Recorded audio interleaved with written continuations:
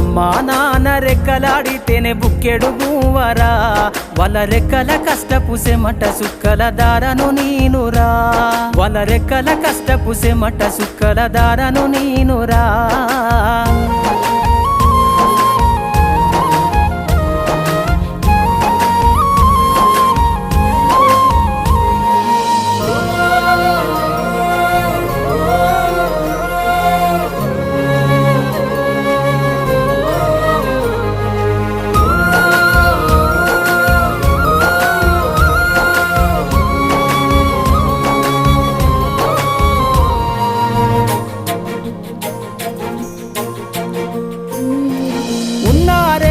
ఎకరాలను కల్లా చూడలే, మా నాన్న నాగలి కర్రు వెట్టి పొలము దున్నలే.